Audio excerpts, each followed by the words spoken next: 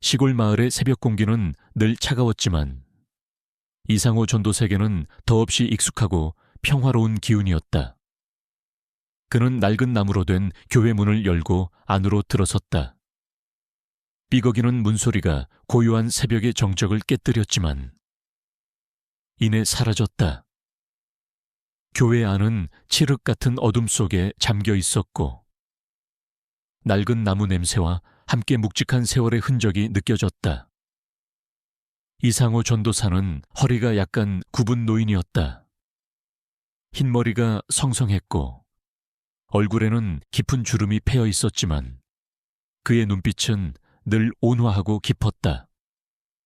그는 화려한 설교 단상 대신 낡은 강단에 서서 목소리를 가다듬었다. 그는 이 작은 시골 교회에서 평생을 바쳐 봉사해왔다. 교인이라고 해봐야 마을의 몇몇 노인들과 아이들이 전부였다. 도시의 번화하고 웅장한 교회들과는 비교조차 할 수 없는 세상의 변방에 위치한 작고 낡은 교회였다. 그의 삶은 늘 가난하고 소박했다. 주일 예배 후 교인들이 내는 헌금은 생활비를 충당하기에도 턱없이 부족했지만 그는 단 한 번도 불평한 적이 없었다. 그는 늘 같은 옷을 입었고 그의 식사는 주로 텃밭에서 직접 키운 채소와 소박한 반찬이 전부였다. 그는 세상의 물질적인 풍요보다는 영적인 평화와 공동체의 안녕을 중요하게 여겼다. 이상호 전도사의 하루는 새벽 기도와 함께 시작되었다. 그는 교회 마루에 무릎을 꿇고 앉아 두 손을 모았다. 그의 목소리는 나지막했고 때로는 알아들을 수 없는 음절들이 섞여 나왔다. 마치 고대 언어처럼 들리기도 했고 그저 늙은 노인의 혼잣말처럼 들리기도 했다. 하지만 그 소리들은 그의 가장 깊은 내면에서 우러나오는 영적인 울림이었다. 그는 기도 중에 종종 알 수 없는 언어로 읊조리곤 했다. 그것은 그에게는 지극히 자연스러운 일이었고 아무도 주목하지 않는 그의 가장 은밀한 영적 교감의 방식이었다. 그의 방 한구석에는 낡은 나무 상자가 잠겨 있었다. 상자 안에는 빛바랜 흑백 사진 한 장이 소중하게 간직되어 있었다. 사진 속에는 젊고 날렵한 한 청년이 중동 지역의 오래된 유적지 앞에서 석판을 더듬고 있었다. 그의 눈빛은 지적 호기심으로 빛났고 그의 손에는 고대 문자가 새겨진 낡은 돋보기가 들려 있었다. 사진 속 청년은 바로 젊은 시절의 이상호 전도사였다. 그는 한때 고대 언어학계에서 언어의 마법사 혹은 살아있는 고대 사전으로 불리며 전설적인 명성을 떨쳤던 천재 고대 언어학자였다. 그는 지구상에 존재하는 모든 고대 언어를 해독하고 심지어는 사라진 문명의 언어까지 재구성할 수 있는 능력을 가지고 있었다. 그의 업적은 인류의 역사와 문명을 이해하는 데 지대한 공헌을 할 것이라 기대되었다. 그러나 그는 돌연학계를 떠나 세상에서 사라졌다.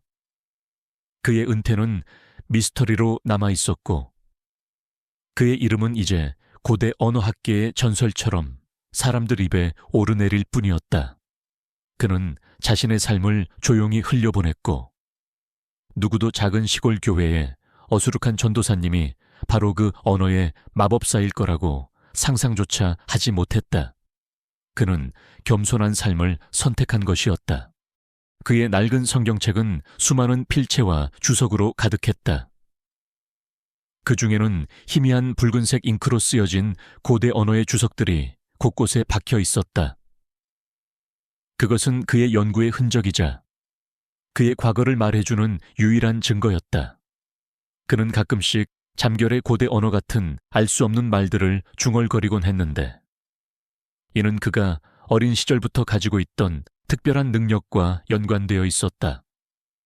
그는 단순히 글을 읽는 것이 아니라 세상의 모든 패턴을 언어처럼 읽어내는 능력을 가지고 있었다.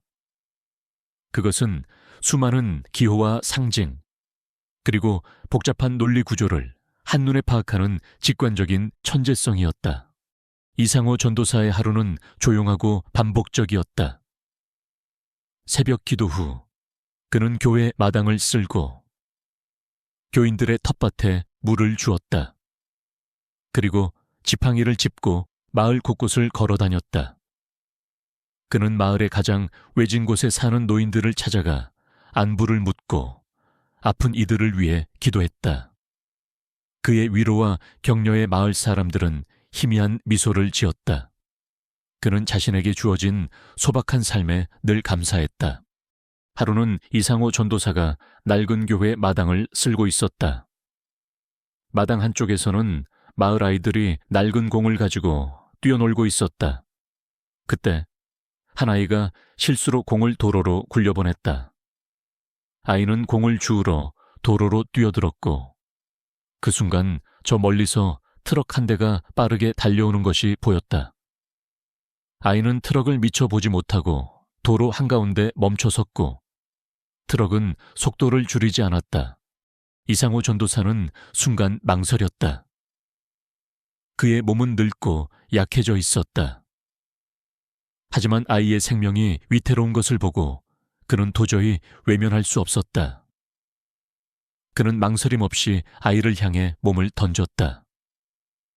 낡은 빗자루를 손에 든 채 그는 마지막 남은 힘을 다해 아이를 도로 밖으로 밀쳐냈다. 쿵 하는 소리와 함께 트럭은 빗자루를 부수고 지나갔다.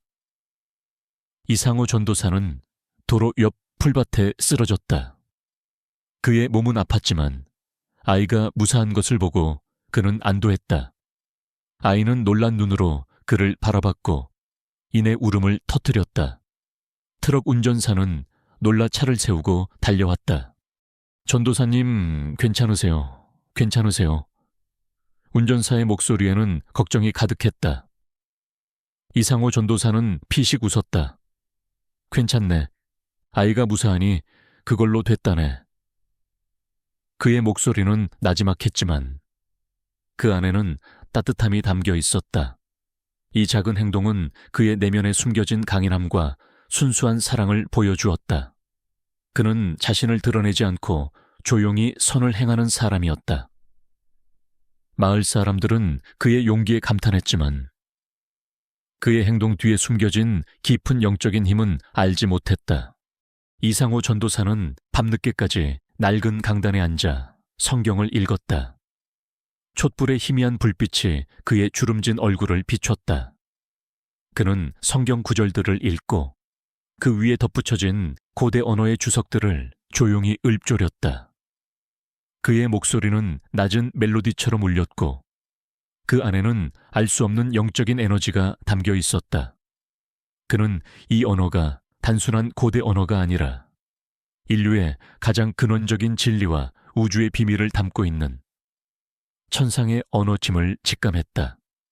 그는 이 언어를 통해 오랜 시간 동안 잊혀졌던 고대 문명과 종교의 진정한 의미를 이해할 수 있었다. 그에게는 남다른 지적 호기심과 통찰력이 있었다. 그는 단순히 고대 언어를 해독하는 것을 넘어 그 언어 속에 담긴 철학적, 과학적 의미를 깊이 이해하고 분석했다. 그는 이 언어가 세상의 모든 패턴을 설명하는 언어임을 알았다. 그것은 수학, 물리학, 역사, 그리고 영성이 한데 어우러진 인간의 지성을 초월한 언어였다. 그는 이 언어를 통해 과거의 모든 미스터리를 풀 수 있었다. 그의 은퇴는 미스터리로 남아 있었다. 그는 한때 학계의 기대를 한 몸에 받던 천재 고대 언어학자였다. 하지만 그는 어떤 이유에서인지 돌연 학계를 떠나 세상에서 사라졌다. 그의 가장 가까운 동료이자 라이벌이었던 학요수 K.A.C. 로아이 는 그의 갑작스러운 은퇴를 비난하며 그의 연구가 위험하다거나 비윤리적이라고 주장했다. 한 교수는 이상호 전도사의 연구 성과를 자신의 것으로 둔갑시켜 학계의 거물이 된 것이었다. 그는 이상호 전도사를 철저히 잊혀진 존재로 만들었다. 이상호 전도사는 이 모든 것을 알고 있었지만 세상에 자신의 존재를 드러내려 하지 않았다. 그는 자신의 과거를 숨기고 조용히 시골 교회에 어수룩한 전도사님으로 살아가고 싶었다. 그는 화려한 명예나 부보다는 소박한 삶의 평화와 공동체의 안녕을 중요하게 여겼다. 그는 자신의 재능이 오용될까봐 두려웠다. 천상의 언어는 인류에게 거대한 축복이 될 수도 있었지만 탐욕스러운 자들의 손에 들어가면 세상을 파괴할 수도 있었다. 하지만 그의 내면에는 여전히 진리에 대한 갈망과 불의를 참지 못하는 강인한 신념이 꿈틀거리고 있었다.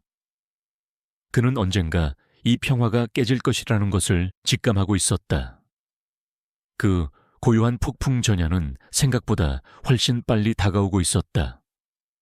그의 숨겨진 재능과 과거의 역사는 그의 의지와 상관없이 서서히 그러나 필연적으로 세상에 드러날 운명이었다.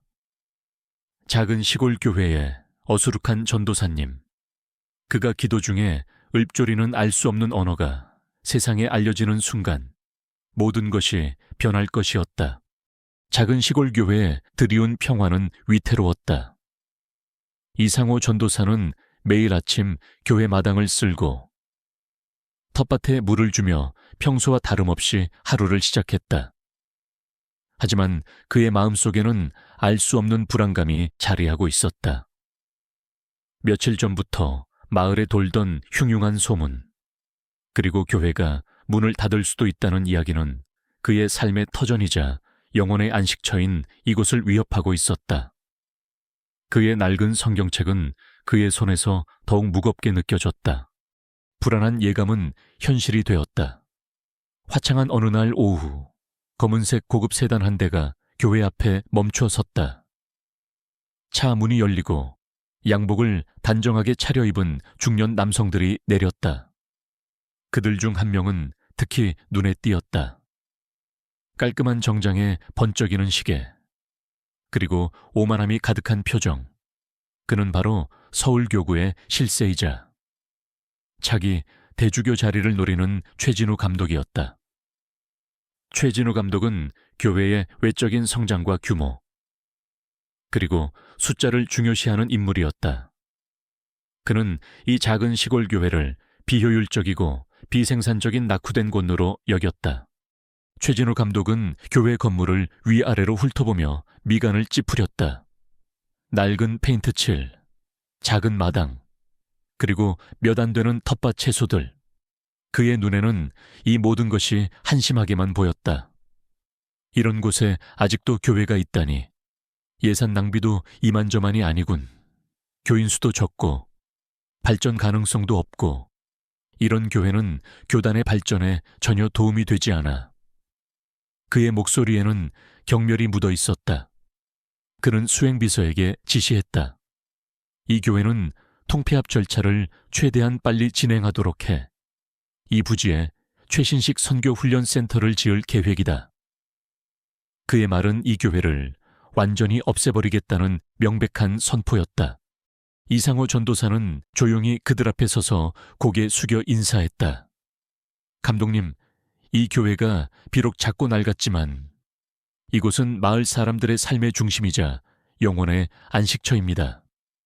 이곳의 아이들과 노인들에게는 이 교회가 세상의 전부입니다. 그의 목소리는 나지막했지만 그 안에는 교회를 지키려는 간절함이 담겨 있었다. 하지만 최진우 감독은 이상호 전도사의 말을 잘랐다. 전도사님, 감상적인 이야기는 집어치우십시오. 교회는 이제 시대의 흐름에 맞춰 변화해야 합니다. 숫자가 곧 진리입니다. 당신 같은 나약한 생각으로는 이 교단의 미래를 망칠 뿐입니다. 그래서 내가 이 교회를 통폐합하려는 겁니다. 비효율적이고 비생산적인 곳은 사라져야 마땅해. 그의 목소리는 차갑고 단호했다. 그는 이상호 전도사를 나약하고 어수룩한 시골 전도사로 여기는 듯했다. 그의 눈에는 이상호 전도사의 헌신적인 삶과 순수한 믿음이 보이지 않았다. 오직 무능함과 시대착오적인 존재만이 보일 뿐이었다. 최진우 감독의 옆에 서 있던 젊은 전도사 이동현은 최진우 감독의 말에 동조하듯 비웃었다. 이동현은 최신 신학 이론으로 무장한 엘리트였지만 영적인 깊이는 부족했다. 그는 이상호 전도사를 낡은 구시대의 유물로 여기며 무시했다. 감독님 말씀이 맞습니다. 이런 곳에 자원을 낭비할 때가 아닙니다. 이 작은 교회 하나를 붙들고 있다가는 교단 전체의 발전이 저해될 것입니다. 이동현의 목소리에는 이상호 전도사를 향한 노골적인 조롱이 담겨 있었다. 최진우 감독 일행이 교회를 떠난 후 교회는 고요해졌다. 하지만 그 고요함 속에는 무거운 침묵이 감돌았다. 마을 사람들은 절망했다. 그들은 이상호 전도사에게 달려와 울면서 호소했다. 전도사님, 정말 교회가 없어진다는 건가요? 우리 아이들은 이제 어디서 주일학교를 가야 하나요? 우리 노인들은 어디서 위로를 받아야 하나요? 그들의 울먹이는 목소리에 이상호 전도사의 가슴은 찢어지는 듯 아팠다. 그는 자신이 무기력하게 감독의 말을 듣고만 있었던 것에 대해 자책했다. 그는 아이들에게 아무것도 해줄 수 없다는 사실에 절망했다. 밤이 되자 이상호 전도사는 홀로 교회 강단에 무릎을 꿇고 앉았다. 촛불의 희미한 불빛이 그의 주름진 얼굴을 비췄다. 낮에 최진우 감독이 했던 말들이 귓가에 맴돌았다. 비효율적이고 비생산적인 곳은 사라져야 마땅해. 그의 심장은 분노와 슬픔으로 요동쳤다. 그는 자신의 내면에 잠자고 있던 과거의 기억들을 떠올렸다. 언어의 마법사, 혹은 살아있는 고대 사전으로 불리던 천재 고대 언어학자로서의 삶.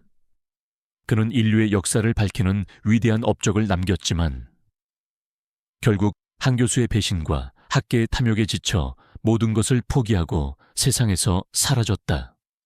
그는 그저 평범하고 조용하게 이 작은 시골 교회에서 여생을 보내고 싶었다. 하지만 이제 그 평화는 산산조각 났다. 그가 도망친 대가는 이 교회가 사라지고 마을 사람들의 영혼이 짓밟히는 것이었다. 그는 이 모든 것을 막아야 했다. 그는 낡은 나무 상자를 열었다. 상자 안에는 빛바랜 흑백 사진 한 장이 소중하게 간직되어 있었다. 사진 속에는 젊고 날렵한 그가 중동 지역의 오래된 유적지 앞에서 석판을 더듬고 있었다. 그의 눈빛은 지적 호기심으로 빛났고 그의 손에는 고대 문자가 새겨진 낡은 돋보기가 들려 있었다. 그는 사진 속 자신의 모습을 보며 깊은 한숨을 내쉬었다. 내가 이 모든 것을 외면하고 살았구나. 그는 자신이 가진 능력을 숨긴 채 살아왔던 지난 세월을 후회했다. 이상호 전도사는 메달을 다시 상자에 넣고 그 옆에 있던 낡은 성경책을 꺼냈다. 그의 학창시절, 수많은 난제들을 풀어냈던 그의 기록들이 빼곡하게 적혀 있었다. 그 중에는 희미한 붉은색 잉크로 쓰여진 고대 언어의 주석들이 곳곳에 박혀 있었다. 그것은 그의 연구의 흔적이자 그의 과거를 말해주는 유일한 증거였다. 그는 성경 구절들을 읽고 그 위에 덧붙여진 고대 언어의 주석들을 조용히 읊조렸다. 그의 목소리는 낮은 멜로디처럼 울렸고 그 안에는 알 수 없는 영적인 에너지가 담겨 있었다.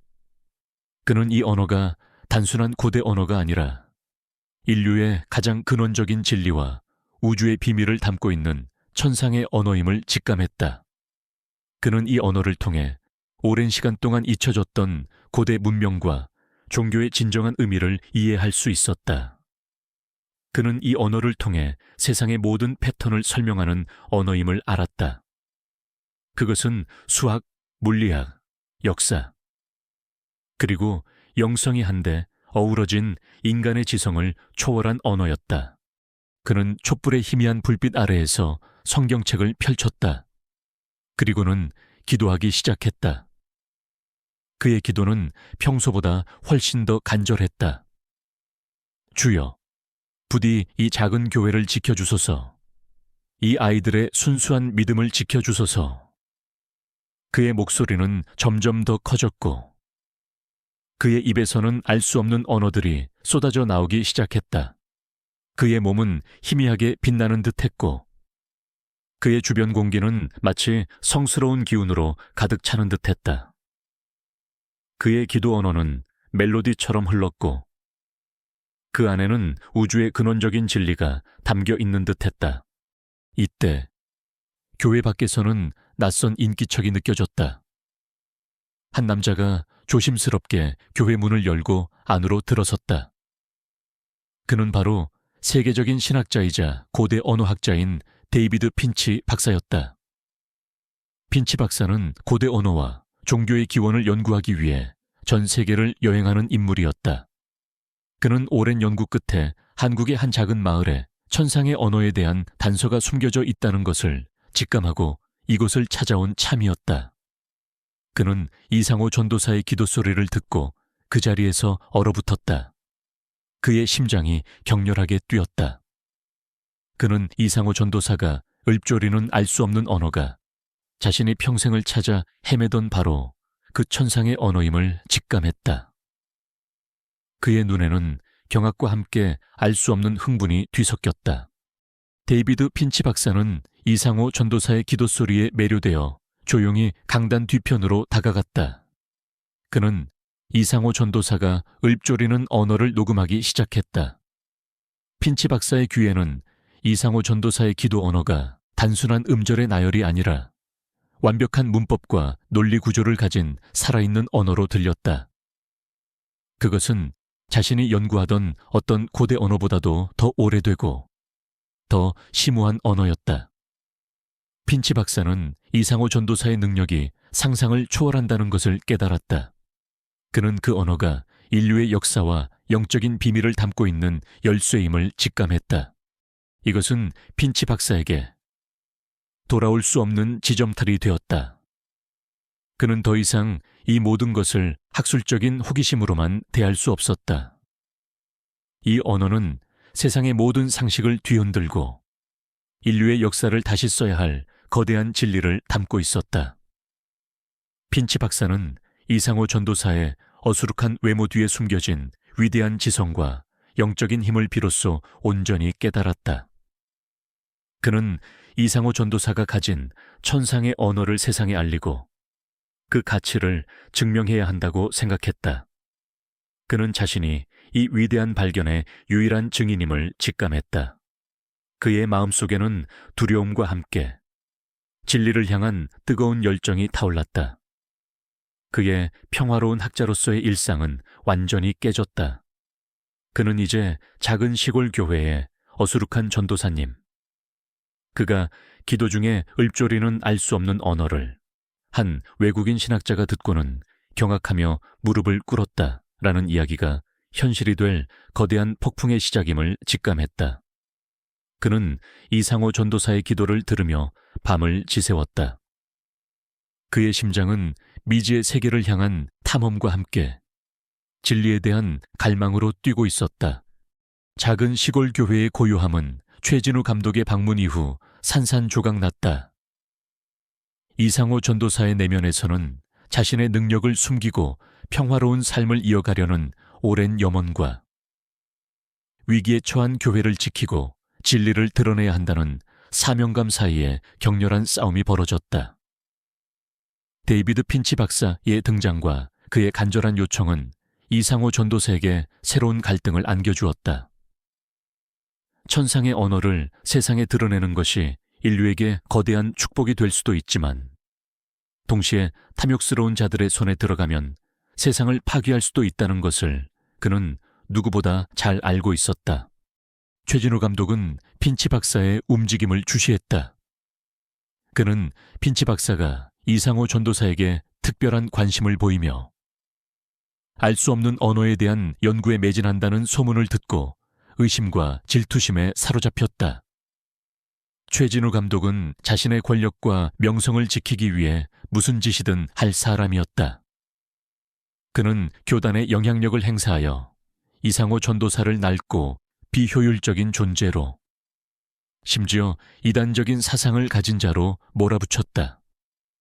그는 이상호 전도사를 파면시키고 그의 작은 시골 교회를 완전히 없애버릴 작정이었다. 최진우 감독은 교단 전체가 참여하는 대규모 신학 토론회를 개최했다. 겉으로는 이상호 전도사의 신학적 견해를 검증하는 자리였지만 실상은 그를 공개적으로 매장시키기 위한 함정이었다.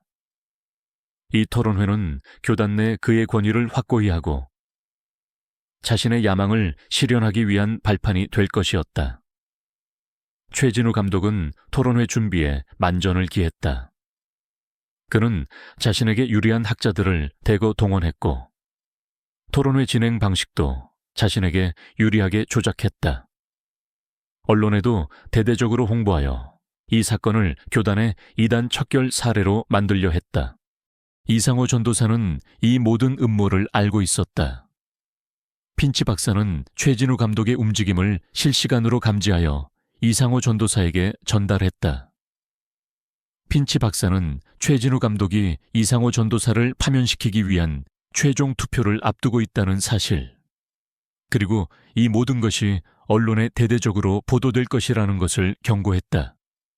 전도사님, 지금 이 모든 상황은 전도사님의 존재를 완전히 지우려는 최 감독의 음모입니다. 전도사님은 이 거대한 싸움에 홀로 맞서야 합니다. 핀치 박사의 목소리에는 걱정과 함께 다급함이 묻어 있었다. 이상호 전도사는 이 모든 대규모 학문적, 종교적 논쟁에 홀로 맞서야 한다는 사실에 깊은 고뇌에 빠졌다. 그의 신앙은 단순하고 순수했지만 상대방은 논리와 교리, 그리고 권위로 무장한 신학자들과 교단 지도자들이었다. 그는 그들에게 천상의 언어가 가진 진정한 의미와 가치를 어떻게 설명해야 할지 막막했다. 그의 마음속에서는 두려움과 함께 자신의 나약함에 대한 자책감이 일었다. 데이비드 핀치 박사는 이상호 전도사를 돕기 위해 최선을 다했다. 그는 이상호 전도사의 기도 언어를 체계적으로 분석하고 해독하여 그것이 단순한 방언이나 환각이 아님을 증명할 수 있는 학술적인 근거들을 마련했다. 그는 이상호 전도사의 언어가 고대 문명의 잃어버린 지식과 우주의 근본 원리를 담고 있다는 것을 논문으로 발표하여 학계에 큰 파장을 일으켰다. 하지만 그의 논문은 최진우 감독과 그의 추종자들에 의해 이단적이라고 비난받았고 핀치 박사 또한 학계에서 고립될 위기에 처했다. 그는 이상호 전도사에게 정신적인 지지와 학술적인 자료를 제공했지만 결정적인 순간에는 이상호 전도사 자신이 그 알 수 없는 언어의 진정한 의미를 증명해야 했다. 핀치 박사는 멀리서 불안한 눈으로 그를 지켜볼 뿐이었다. 신학 토론회 당일, 이상호 전도사는 낡은 성경책을 품에 품고 강당으로 향했다. 강당 앞에는 수많은 기자들과 교인들이 몰려들어 있었다. 그들은 이단 심판회처럼 변질된 토론회를 지켜보기 위해 모여든 것이었다. 강당 안에는 전 세계의 저명한 신학자들과 교단 지도자들이 빼곡히 앉아 있었다. 그들 모두 최진우 감독의 편에 선 듯한 표정이었다. 무대 위에는 최진우 감독이 자신만만한 표정으로 서 있었고 그의 옆에는 그의 정통성을 보여주는 화려한 배경막이 걸려 있었다. 이상호 전도사는 최진우 감독의 오만한 미소를 보며 주먹을 꽉 쥐었다. 최진우 감독의 연설이 시작되었다. 그는 이상호 전도사를 낡은 교회의 고집불통 전도사로 성경을 왜곡하고 이단적인 사상을 퍼뜨리는 위험한 인물로 매도했다. 그는 자신의 유창한 언변과 논리로 이상호 전도사의 신앙과 능력을 폄훼했고 청중들은 그의 말에 집중했다. 그의 목소리에는 권위와 함께 비아냥거림이 담겨 있었다. 그는 완벽한 연기를 펼쳤다. 이상호 전도사는 시대에 뒤떨어진 구시대적 사고방식으로 교단의 발전을 저해하고 있습니다. 그의 기도는 단순한 망상이며 그가 주장하는 알 수 없는 언어는 영적인 체험이 아닌 정신적인 불안정에서 비롯된 헛소리에 불과합니다. 우리는 이런 이단적인 사상을 교단에서 용납할 수 없습니다. 최진우 감독의 목소리는 강당에 울려 퍼졌다.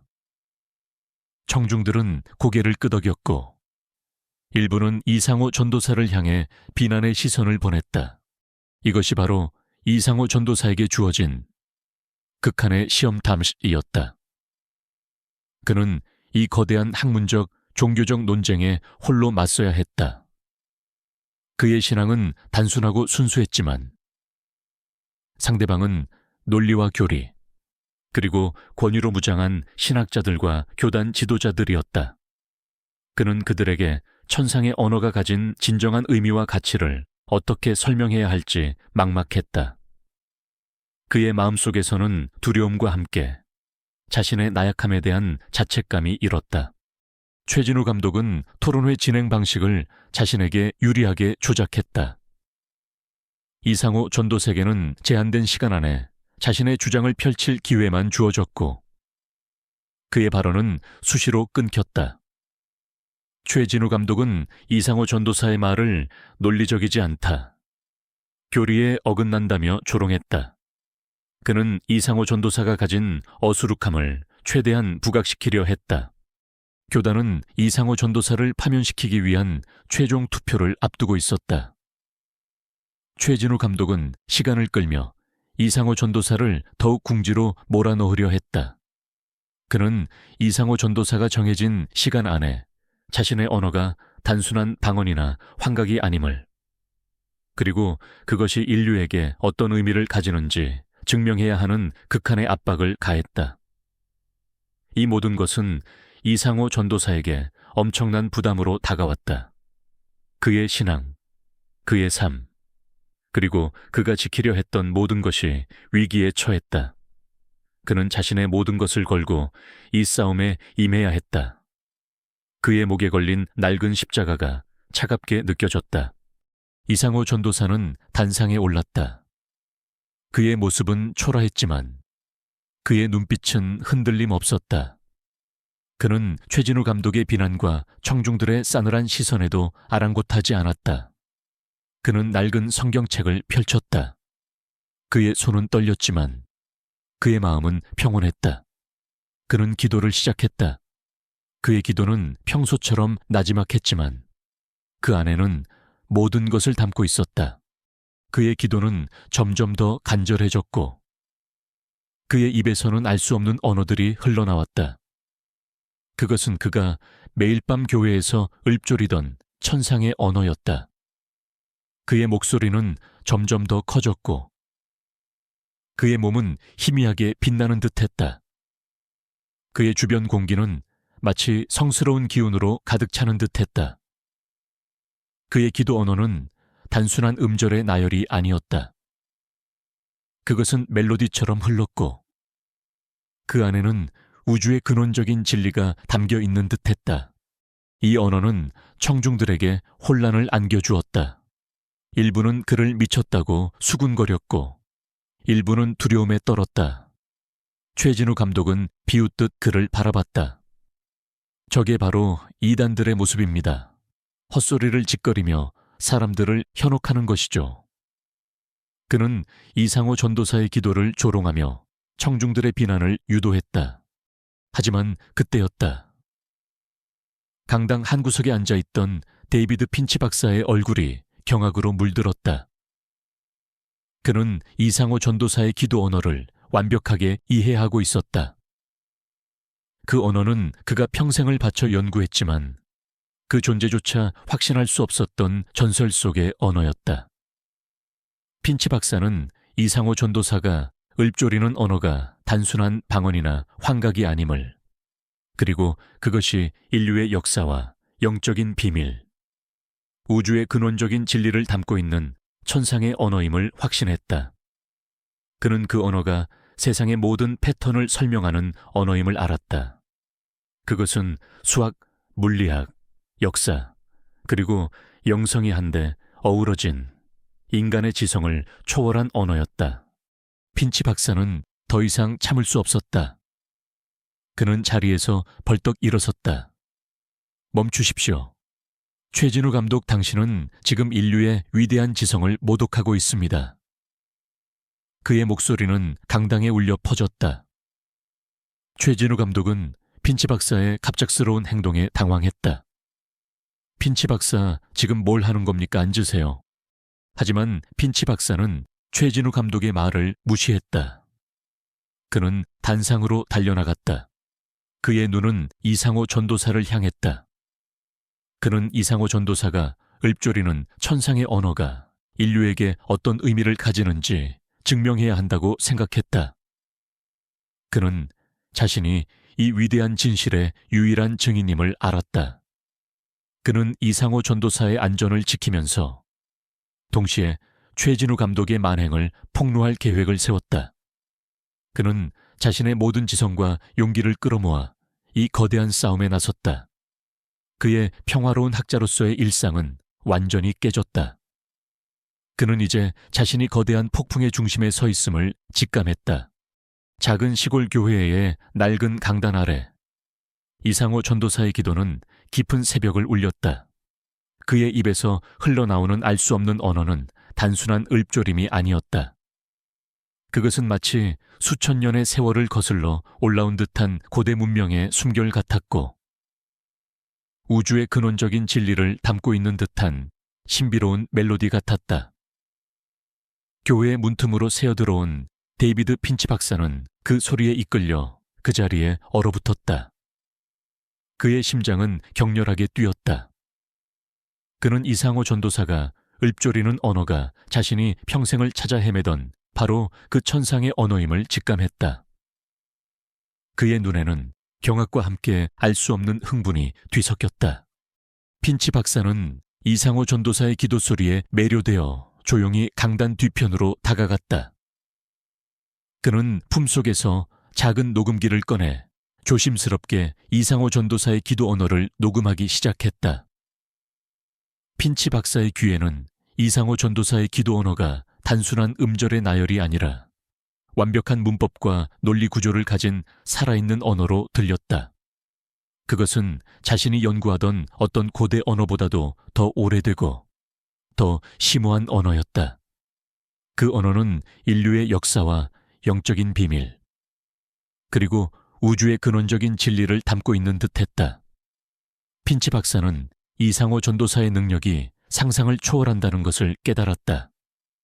그는 그 언어가 세상의 모든 상식을 뒤흔들고 인류의 역사를 다시 써야 할 거대한 진리를 담고 있는 열쇠임을 직감했다. 이것은 핀치 박사에게 돌아올 수 없는 지점이 되었다. 그는 더 이상 이 모든 것을 학술적인 호기심으로만 대할 수 없었다. 이 언어는 세상의 모든 상식을 뒤흔들고 인류의 역사를 다시 써야 할 거대한 진리를 담고 있었다. 핀치 박사는 이상호 전도사의 어수룩한 외모 뒤에 숨겨진 위대한 지성과 영적인 힘을 비로소 온전히 깨달았다. 그는 이상호 전도사가 가진 천상의 언어를 세상에 알리고 그 가치를 증명해야 한다고 생각했다. 그는 자신이 이 위대한 발견의 유일한 증인임을 직감했다. 그의 마음속에는 두려움과 함께 진리를 향한 뜨거운 열정이 타올랐다. 그의 평화로운 학자로서의 일상은 완전히 깨졌다. 그는 이제 이 작은 시골 교회에 어수룩한 전도사님이 사실은 전 세계를 뒤흔들 위대한 존재임을 깨달았다. 그는 이상호 전도사의 기도를 들으며 밤을 지새웠다. 그의 심장은 미지의 세계를 향한 탐험과 함께 진리에 대한 갈망으로 뛰고 있었다. 다음 날 아침, 핀치 박사는 이상호 전도사를 찾아갔다. 이상호 전도사는 교회 마당을 쓸고 있었다. 핀치 박사는 전도사님에게 정중하게 고개 숙여 인사했다. 전도사님, 저는 데이비드 핀치입니다. 어젯밤 전도사님의 기도를 들었습니다. 전도사님께서 읊조리시던 그 언어는 혹시 사라진 아틀란티스의 언어가 맞습니까? 핀치 박사의 목소리는 떨렸다. 그 언어는 자신이 평생을 바쳐 연구했지만 그 존재조차 확신할 수 없었던 전설 속의 언어였기 때문이었다. 이상호 전도사는 빗자루를 멈췄다. 그의 눈빛은 놀라움과 함께 미세한 경계심을 띠었다. 그 언어를 알아듣는 사람이 세상에 존재할 줄은 상상도 하지 못했다. 당신은 그 언어를 아는군요. 이상호 전도사의 목소리는 나지막했다. 핀치 박사는 고개를 끄덕였다. 저는 고대 언어학자이자 신학자입니다. 전도사님의 언어는 제가 평생을 바쳐 탐구했던 진실의 파편들이었습니다. 전도사님, 부디 이 언어에 대해 저에게 가르쳐 주십시오.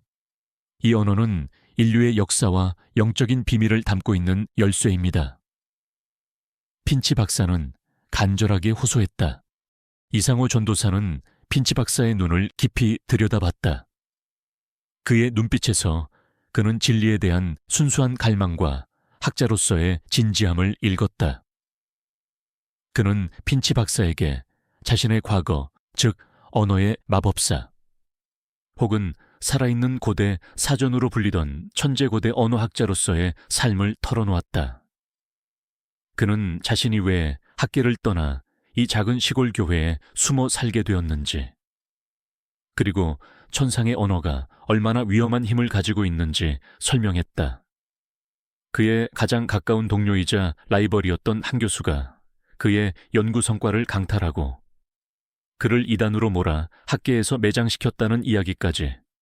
핀치 박사는 이상호 전도사의 이야기에 경악을 금치 못했다. 그는 한 교수가 얼마나 탐욕스럽고 권력에 눈이 먼 인물인지 익히 알고 있었다. 한 교수는 최근 고대 종교의 기원이라는 논문으로 학계에서 승승장구하고 있었다. 그 논문의 내용은 이상호 전도사의 연구와 놀랍도록 유사했다. 핀치 박사는 한 교수가 이상호 전도사의 연구 성과를 자신의 것으로 둔갑시켜 학계의 거물이 된 것이라고 직감했다. 핀치 박사는 이상호 전도사에게 자신의 신분을 밝히지 말 것을 당부했다. 전도사님, 지금은 전도사님의 정체를 드러내지 않는 것이 좋습니다. 한 교수는 자신의 명예와 부를 지키기 위해 무슨 짓이든 할 사람입니다. 그는 전도사님의 존재를 알게 되면 다시 해치려 할 것이 분명합니다. 핀치 박사의 목소리에는 걱정이 가득했다. 그는 이상호 전도사의 안전을 진심으로 걱정했다. 이상호 전도사는 핀치 박사의 말에 고개를 끄덕였다. 그는 자신의 지혜와 천상의 언어를 세상에 드러내는 것이 인류에게 거대한 축복이 될 수도 있지만, 동시에 탐욕스러운 자들의 손에 들어가면 세상을 파괴할 수도 있다는 것을 알고 있었다. 그는 핀치 박사에게 자신의 모든 것을 믿고 맡기기로 결심했다. 핀치 박사는 이상호 전도사의 동의를 얻은 후 그의 기도 언어를 체계적으로 연구하기 시작했다. 그는 이상호 전도사가 읊조리는 언어를 녹음하고 분석하고 해독했다. 핀치 박사의 연구실은 온통 고대 언어의 기호들과 이상호 전도사의 목소리가 담긴 녹음 파일들로 가득 찼다. 그는 이 언어가 단순한 고대 언어가 아니라 우주의 근본 원리와 영적인 진리를 담고 있는 천상의 언어임을 확신했다. 그것은 수학, 물리학, 역사, 그리고 영성이 한데 어우러진 인간의 지성을 초월한 언어였다. 핀치 박사는 이 언어를 통해 오랜 시간 동안 잊혀졌던 고대 문명과 종교의 진정한 의미를 이해할 수 있었다. 이 모든 과정에서 핀치 박사는 한 교수와 미묘한 신경전을 벌였다. 한 교수는 핀치 박사가 이상호 전도사의 교회에 자주 나타나고 알 수 없는 연구에 매진한다는 소문을 듣고 의심과 질투심에 사로잡혔다. 그는 핀치 박사가 자신의 논문에 대한 의심을 품는 젊은 학자들과 접촉한다는 것을 알고 있었기에 핀치 박사가 이상호 전도사와 관련하여 어떤 진실을 파헤치려 한다고 착각했다. 그는 핀치 박사를 이단이나 사이비로 몰아넣으려 하거나 그의 연구를 방해하려 했다. 그는 자신의 영향력을 이용해 핀치 박사의 학술 활동에 제약을 가하고 그의 논문을 폄훼하려 했다. 어느 날 한 교수는 자신의 사무실에서 조교에게 지시했다. 그 데이비드 핀치라는 놈, 요즘 어디서 뭘 하고 있는지 자세히 알아봐. 특히 그가 만나는 사람들과 그의 연구 내용을 집중적으로 조사해. 그리고 그가 혹시라도 이단적인 사상을 가지고 있다면 즉시 교단에 보고해. 한 교수의 목소리에는 냉혹함과 함께 불안감이 묻어 있었다. 그는 자신의 명성이 한순간에 무너질까봐 극심한 불안감을 느꼈다. 그는 자신의 손에 땀을 주며 핀치 박사의 동향을 주시했다. 핀치 박사는 한 교수의 음모를 직감했다. 그는 한 교수가 자신을 견제하고 있다는 것을 알았다. 하지만 그는 물러서지 않았다. 그는 이상호 전도사의 천상의 언어가 가진 진정한 가치를 세상에 알리기 위해 모든 것을 걸었다. 그는 자신이 이 위대한 진실의 유일한 증인임을 알았다. 그는 이상호 전도사의 안전을 지키면서 동시에 한 교수의 만행을 폭로할 계획을 세웠다. 핀치 박사는 이상호 전도사의 기도 언어를 해독하여 그 안에 담긴 놀라운 지식들을 세상에 하나둘씩 공개하기 시작했다. 그는 학술지에 익명으로 논문을 발표하거나 온라인 커뮤니티에 기고하는 방식으로 이상호 전도사의 능력을 알렸다. 그는 그 언어가 단순한 음성이 아니라 우주의 근본 원리를 설명하는 수학적, 물리학적, 그리고 철학적 진리를 담고 있다는 것을 증명했다. 그의 논문들은 학계에 큰 파장을 일으켰다.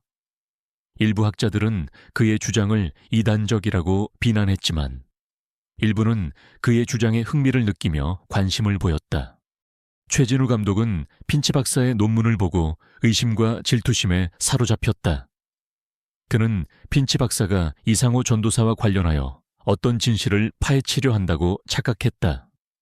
그는 핀치 박사를 이단이나 사이비로 몰아넣으려 하거나 그의 연구를 방해하려 했다.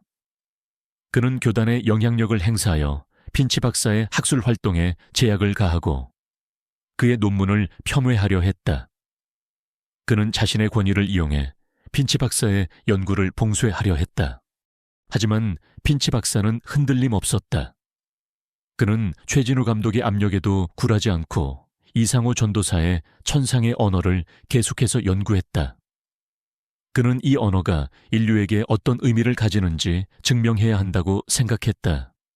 그는 이 언어가 단순한 방언이나 환각이 아님을, 그리고 그것이 인류의 역사와 영적인 비밀을 담고 있는 열쇠임을 믿었다. 그는 자신의 모든 지성과 용기를 끌어모아 이 거대한 싸움에 나섰다. 그의 평화로운 학자로서의 일상은 완전히 깨졌다. 그는 이제 자신이 거대한 폭풍의 중심에 서 있음을 직감했다. 국제물리학회 학술대회장에서 펼쳐진 진실의 폭로는 전 세계 학계에 거대한 지각 변동을 일으켰다. 박철수 할아버지의 위대한 이론과 최 교수의 추악한 만행이 만천에 드러나면서 뉴스는 연일 이 사건을 대서특필했다. 폐지 줍는 노인, 사실은 우주 에너지 이론의 대가, 학계의 거두, 스승의 연구 강탈이라는 헤드라인은 충격과 경악을 넘어 인류의 양심을 뒤흔들었다. 한지훈의 이름은 진실을 밝힌 용기 있는 청년으로 사람들의 입에 오르내렸다. 최 교수는 경찰에 연행된 후 혹독한 대가를 치렀다. 그가 저지른 표절, 사기, 배임, 연구 조작 등 수많은 혐의가 모두 인정되어 중형을 선고받았다. 감옥 안에서 그의 오만함은 산산조각 났고 그의 학계에서의 명성은 철저히 무너졌다. 그가 그토록 탐냈던 우주 에너지 이론은 이제 박철수 할아버지의 이름으로 온전히 돌아갔고 최 교수의 이름은 학계에서 영원히 지워졌다. 그는 스승의 연구를 강탈한 파렴치한 배신자라는 오명과 함께 사회적으로 철저히 매장되었다. 그는 자신이 믿었던 권력과 명예가 얼마나 허무한 것인지, 그리고 자신이 얼마나 어리석었는지 뼈저리게 깨달으며 쓸쓸한 말년을 보내게 될 것이었다. 최 교수의 오른팔이었던 조 박사 또한 그의 죄에 합당한 대가를 치렀다. 그는 최 교수의 지시를 맹목적으로 따르며 연구 조작에 가담했던 혐의로 유죄를 선고받아 학계에서 퇴출당하고 모든 명예를 잃었다. 그는 자신의 어리석음과 권력에 대한 맹목적인 추종이 어떤 결과를 초래했는지 뼈저리게 후회했다. 그는 이제 과거의 명성을 뒤로한 채 쓸쓸한 삶을 살게 될 것이었다. 한편 박철수 할아버지의 명성은 하늘을 찔렀다. 그는 우주 에너지 이론의 진정한 창시자이자 인류의 미래를 바꿀 위대한 지성으로 추앙받았다. 전 세계 학계는 그에게 찬사를 보냈고 그의 이름은 노벨 물리학상 후보로까지 거론되었다. 그의 낡은 천막과 손수레는 이제 겸손한 지성의 상징으로 언론에 보도되었다. 한지우는 할아버지의 가장 든든한 조력자이자 대변인이 되었다. 그는 할아버지의 이론을 일반 대중이 쉽게 이해할 수 있도록 설명하고 언론과의 소통을 담당했다. 그의 침착하고 논리적인 설명은 사람들에게 깊은 인상을 남겼다. 그는 할아버지의 연구가 단지 이론에 그치지 않고 인류의 실질적인 문제를 해결할 수 있는 방안임을 끊임없이 강조했다.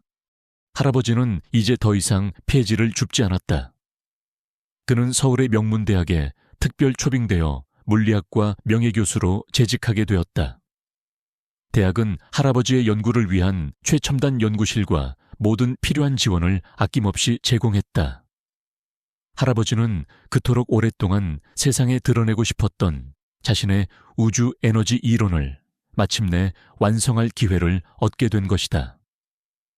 그는 학자들과 젊은 학생들에게 둘러싸여 다시금 연구에 매진했다. 그의 눈빛은 지쳤던 과거와 달리 지성과 열정으로 빛났다. 이 모든 과정에서 한지우는 할아버지의 곁을 그림자처럼 지켰다. 그는 할아버지의 조수로 일하며 이론의 해독과 연구를 도왔고 할아버지의 건강을 살뜰히 챙겼다. 그는 할아버지의 지성적 동반자이자 따뜻한 가족으로서 모든 것을 헌신했다. 그는 할아버지의 직업을 부끄러워했던 과거의 자신을 뼈저리게 후회했지만 이제는 할아버지의 가장 자랑스러운 손자이자 동반자가 되었다. 그들의 관계는 단순한 혈연을 넘어선 깊은 존경과 사랑, 그리고 지적 유대감으로 맺어졌다. 할아버지의 오랜 벗이자 그의 천재성을 인정했던 유일한 학자였던 황경철 교수는 이 모든 과정에서 가장 기뻐한 이 중 한 명이었다. 그는 학술대회에서 박철수 할아버지를 가장 먼저 알아보고 그의 명예회복에 결정적인 역할을 했다. 황 교수는 이제 박철수 할아버지의 가장 든든한 학술적 파트너가 되어 함께 우주 에너지 이론을 발전시키는 데 기여했다. 그들은 밤늦도록 연구실에서 토론하며 과거의 아쉬움을 달랬다. 김씨 할아버지 또한 이 모든 소식을 들으며 눈물을 글썽였다. 그는 시장 상인들에게 할머니의 이야기가 얼마나 위대한지 자랑하며 그녀의 명예회복을 누구보다 기뻐했다. 그는 한지훈을 찾아와 그의 손을 잡고 감사의 인사를 전했다. 학생, 정말 고맙네. 그 박노인 정말 대단한 분이었지. 한지훈의 삶은 새로운 평화를 찾았다. 그는 더 이상 가난한 고시원 학생이 아니었다. 그는 학계를 뒤흔든 위대한 지성의 조력자이자 존경받는 연구원이 되었다. 그는 자신의 재능이 할아버지의 연구를 해독하고 세상에 알리는 데 사용되었다는 것에 큰 보람을 느꼈다. 그의 마음속에는 이제 과거의 쓸쓸함이나 번뇌 대신 깊은 만족감과 삶의 의미가 가득했다. 그는 자신이 폐지를 줍는 할아버지의 손수레에서 떨어진 낡은 책 한 권을 발견하면서 시작된 이 모든 여정이 자신의 삶을 송두리째 바꿀 거대한 선물이었음을 깨달았다.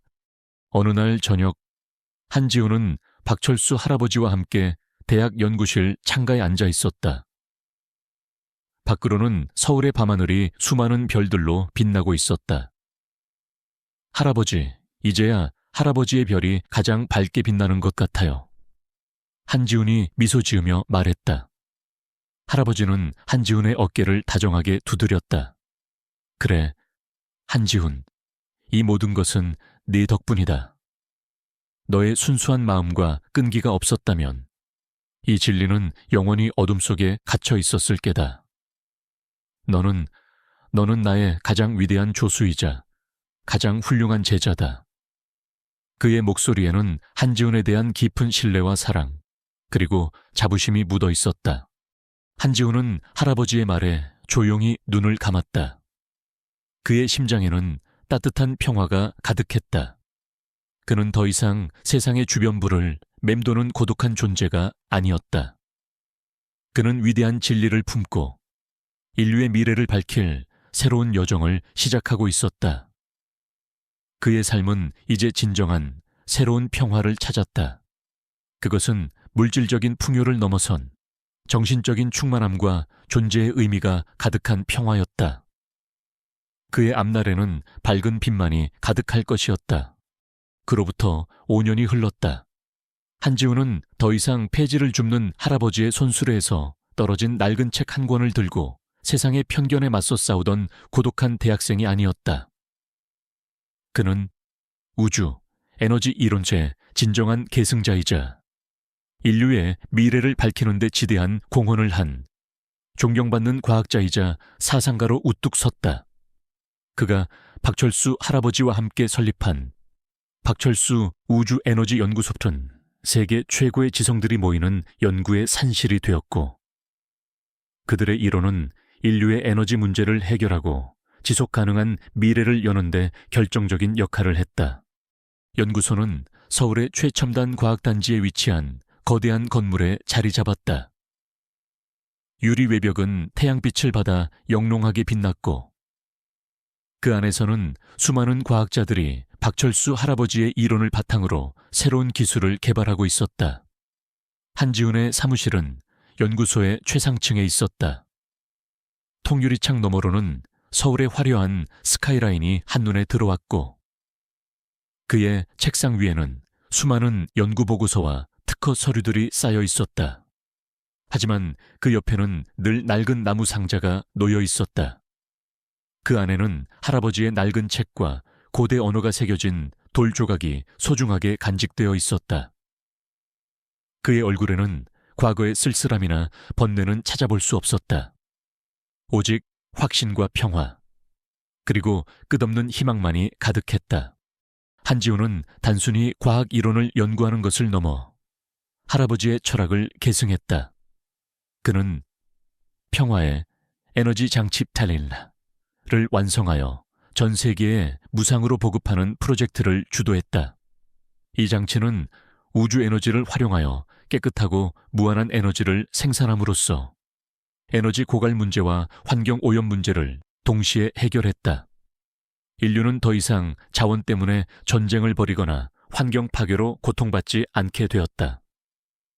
그는 또한 자신의 재능을 이용해 사회의 어두운 곳에 빛을 비추는 데 헌신했다. 그는 젊은 과학도들을 위한 장학재단을 설립하고 소외 계층 아이들에게 과학 교육의 기회를 제공했다. 그의 비전은 연구소의 철학이 되었고 수많은 젊은이들에게 꿈과 영감을 주었다. 그의 곁에는 여전히 든든한 동료들이 있었다. 박철수 할아버지의 오랜 벗이자 그의 천재성을 인정했던 유일한 학자였던 환경철 교수는 연구소의 명예이사장으로서 한지훈의 가장 든든한 조력자가 되어주었다. 그는 할아버지와 한지훈의 비전을 누구보다 열렬히 지지하고 조언을 아끼지 않았다. 그는 할아버지의 이론이 세상의 빛을 발하게 된 것에 대해 깊은 감격과 자부심을 느꼈다. 김씨 할아버지는 이제 폐지를 줍지 않았다. 그는 연구소의 홍보대사이자 폐지 줍는 현자로 불리며 자신의 경험을 통해 사람들에게 용기와 희망을 전했다. 그는 연구소의 모든 행사에 참여하며 할아버지와 한지훈의 곁을 지켰다. 최 교수는 감옥에서 혹독한 대가를 치렀고 그의 이름은 학계에서 영원히 지워졌다. 그는 자신이 저지른 죄에 대한 대가를 치르며 쓸쓸한 말년을 보냈다. 그가 그토록 탐냈던 우주 에너지 이론은 박철수 할아버지의 이름으로 빛을 발했고 최 교수는 그 빛에 가려진 어두운 그림자가 되었다. 조 박사 또한 자신의 어리석음을 뼈저리게 후회하며 속죄하는 삶을 살았다. 그는 박철수 연구소에 익명으로 연구 자료를 기증하거나 학술 자료를 번역하는 등의 방법으로 조용히 속죄했다. 그는 더 이상 권력과 명예를 좇지 않았고 오직 진정한 지성을 추구하며 여생을 보냈다. 한지훈의 개인적인 삶 또한 풍요롭고 평화로웠다. 그는 더 이상 가난한 고시원 학생이 아니었다. 그는 학계를 뒤흔든 위대한 지성의 조력자이자 존경받는 연구원이 되었다. 그는 자신의 재능이 할아버지의 연구를 해독하고 세상에 알리는 데 사용되었다는 것에 큰 보람을 느꼈다. 그의 마음속에는 이제 과거의 쓸쓸함이나 번뇌 대신 깊은 만족감과 삶의 의미가 가득했다. 그는 자신이 폐지를 줍는 할아버지의 손수레에서 떨어진 낡은 책 한 권을 발견하면서 시작된 이 모든 여정이 자신의 삶을 송두리째 바꿀 거대한 선물이었음을 깨달았다. 박철수 할아버지는 이제 명예로운 노교수로서 연구에 대한 뜨거운 열정을 불태웠다. 그는 젊은 학자들에게 둘러싸여 자신의 이론을 가르치고 새로운 연구 방향을 제시했다. 그의 얼굴에는 과거의 고통 대신 손자에 대한 무한한 자부심과 인류의 미래에 대한 희망이 가득했다. 그는 한지훈과 함께 인류의 난제를 해결하고 새로운 시대를 여는 데 기여했다. 어느 화창한 봄날, 박철수 우주에너지연구소에서 제1회 우주에너지 포럼이 열렸다. 전 세계의 과학자들과 지도자들이 모여 인류의 지속가능한 미래를 논의하는 자리였다. 한지훈은 단상에 올라 할아버지의 이론을 바탕으로 한 새로운 에너지 시스템에 대해 발표했다. 그의 목소리는 침착했지만 그 안에는 확신과 비전이 가득했다. 그의 발표는 큰 박수갈채를 받았다. 발표가 끝난 후 한지훈은 박철수 할아버지와 함께 연구소 옥상 정원에 섰다. 밤하늘에는 수많은 별들이 빛나고 있었다. 평화의 에너지 장치가 작동하며 연구소에서 뿜어져 나오는 희미한 빛은 별빛과 어우러져 더욱 찬란하게 빛났다. 한지훈은 조용히 하늘의 별들을 바라봤다. 그의 눈빛은 맑았고 그 안에는 깊은 지성과 알 수 없는 평화가 담겨 있었다. 한지훈은 할아버지의 어깨를 다정하게 토닥였다. 할아버지, 이제야 할아버지의 별이 가장 밝게 빛나는 것 같아요. 한지훈이 미소 지으며 말했다. 할아버지는 한지훈의 손을 잡았다. 그래, 한지훈, 이 모든 것은 내 덕분이다. 너의 순수한 마음과 끈기가 없었다면 이 진리는 영원히 어둠 속에 갇혀 있었을 게다. 너는 나의 가장 위대한 조수이자 가장 훌륭한 제자다. 그의 목소리에는 한지훈에 대한 깊은 신뢰와 사랑, 그리고 자부심이 묻어 있었다. 한지훈은 할아버지의 말에 조용히 눈을 감았다. 그의 심장에는 따뜻한 평화가 가득했다. 그는 더 이상 세상의 주변부를 맴도는 고독한 존재가 아니었다. 그는 위대한 진리를 품고 인류의 미래를 밝힐 새로운 여정을 시작하고 있었다. 그의 삶은 이제 진정한 새로운 평화를 찾았다. 그것은 물질적인 풍요를 넘어선 정신적인 충만함과 존재의 의미가 가득한 평화였다. 그의 앞날에는 밝은 빛만이 가득할 것이었다. 폐지를 줍는 할아버지의 손수레에서 떨어진 낡은 책 한 권. 그 책의 첫 장을 넘긴 순간 저는 이 할아버지가 보통 인물이 아님을 직감했습니다. 라는 이야기는 이제 전설이 되어 미래 세대에게 영원히 전해질 것이었다. 그의 이야기는 여기서 끝이 아니라 사회 곳곳에서 끊임없이 재생될 용기와 지성의 메시지가 되었다.